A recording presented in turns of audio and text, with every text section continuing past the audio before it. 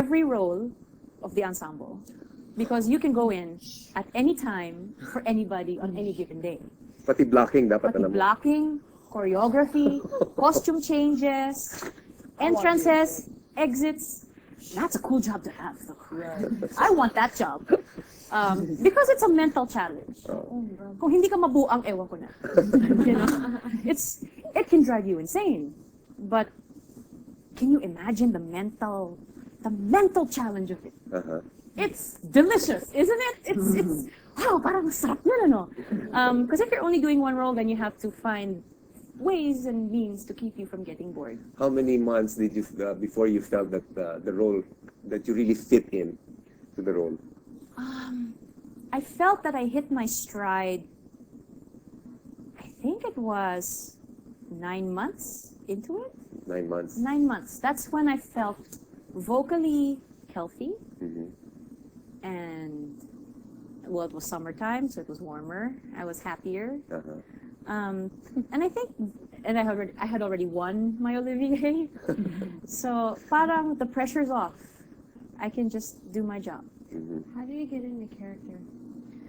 After 9 months doing it, you just hop into it, just like that.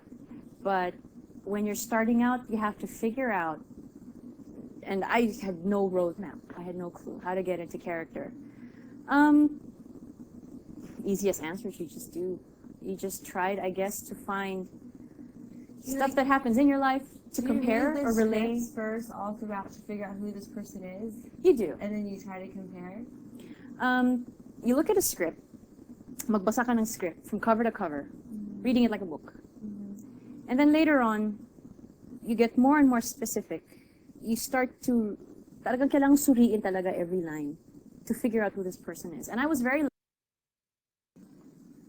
ang daming nagbigay sa akin ng impormasyon when I did Miss Saigon. Ang daming nagbigay ng, like, you have the producer, the composer, the lyricist, my mother at some points. Kasi when I was in that show, ang daming hindi ko alam about life. I was very sheltered.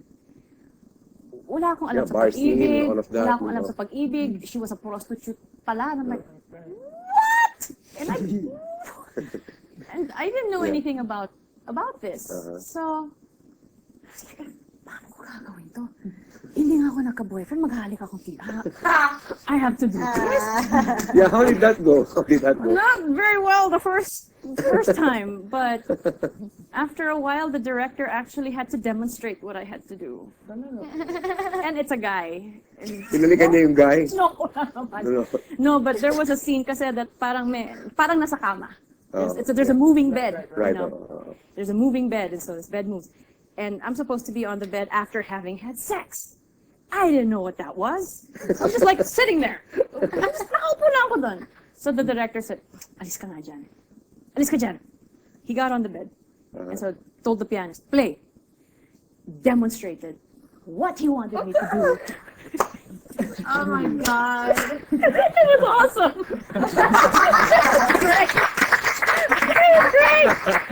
And then finally, then I'm like, oh. Okay. After that, okay, this is what it's about. Okay. And then my leading man was the sweetest, darlingest. I could not have been more lucky. Napakaswerte ko talaga sa naging kapartner ko. Kasi, Simon Bowman, he was like, trust me. Just trust me. I will take care of you. Don't worry about anything. Just trust me. And it's important when, for example, if you're doing a duet with somebody, if you're doing a duet, and any one of you could find yourself singing face to face with Piolo Pascual or with Sara Geronimo, there has to be mutual trust. Kesyo baguhan ka, kesyo, this person's been in this business forever. It doesn't matter. This is your job.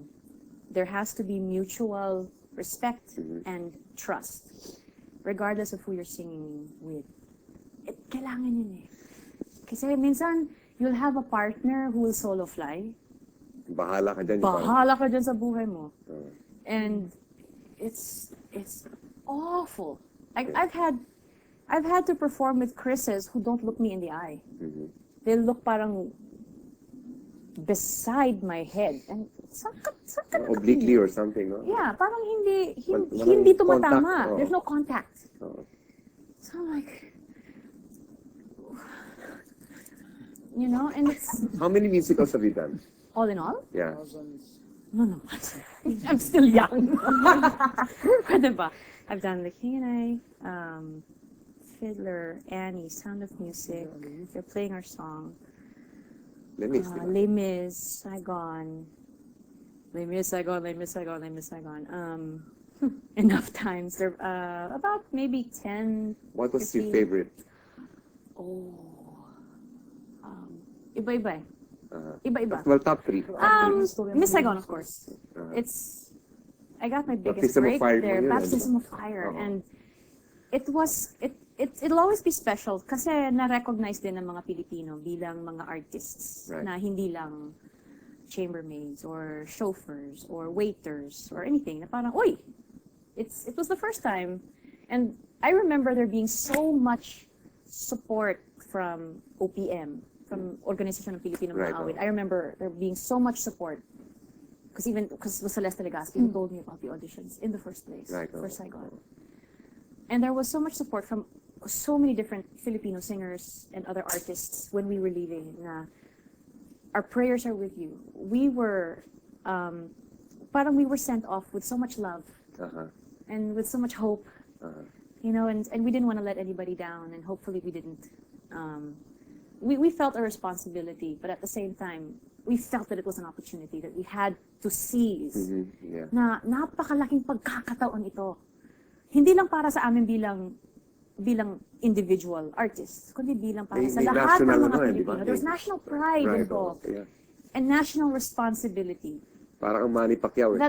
that all of us still carry. Yeah. And we're all very conscious pa rin of it. Mhm. Na ang pagtingin sa amin ng pangkaraniwang tao, ng kahit na sinong tao, matingkad.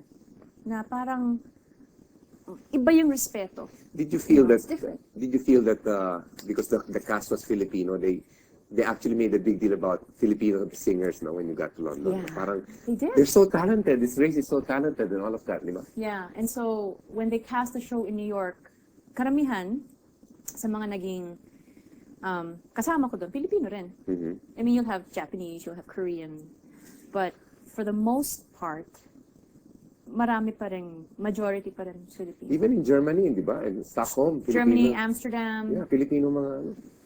well, obviously here in the Philippines, it Oh. was, you know, mostly Filipino rin. But yeah, What are your ano? Okay, that's my number one. I still have okay. two more Oh to yeah, name. that's right. Les Mis. Let me see. Les Mis is the second one. Because I had to prove something else naman. It was my merit as an artist that was, for me, on the line. Na parang, I wanted to prove that it was a role that conventionally, laging pumupunta sa puti. I wanted to prove na, oh, Pilipino nga ako. Kaya kong gawin yun. Makakaya ko yun at gagaling at magaling ako. So in my mind, of course, I'm psyching myself up for all of this. Telling myself, I have something to prove, if not for anybody else, just for myself, that Right. I can do this. Mhm. And so I was obsessed with learning the songs for this. I listened to that cast recording like anything. I didn't do anything else. I just listened to that cast recording to make sure that I had my notes down, that I had the lyrics down, that I had everything. So that by the time I got to the musical director who had to teach me, I knew what I had. I knew the show like the back of my hand by then. Mhm. So he's like, "What else do I have to teach you?" Mhm. And it made his job easier. Yeah. So I went in because I wanted it so bad. I wanted it so bad. You auditioned for it also, no? I didn't have to. I Oh, was they just did. offered. Oh, okay. But I was dropping hints the whole time I was in Saigon that I wanted to do Les Mis. I want to do Les Mis. I'd love to do Eponine in Les Mis. I'd love to do Eponine in Les Mis. Whenever I could, I dropped the hint, and I think somebody heard me finally. And when I finally did the show in opening night, I was like, okay, I cannot mess up at all. I have to be perfect tonight. So I prayed and I prayed hard. I made sure I was well rehearsed. I made sure that every note that came out of my mouth was right and sounded good, and I knew my blocking, and I was ready for that night. And when I got out there, I was like, okay. When I got my standing ovation, I felt, I did it, I did it, I did it. Now I have to do this again tomorrow. And then the next day, and then the next day. But it was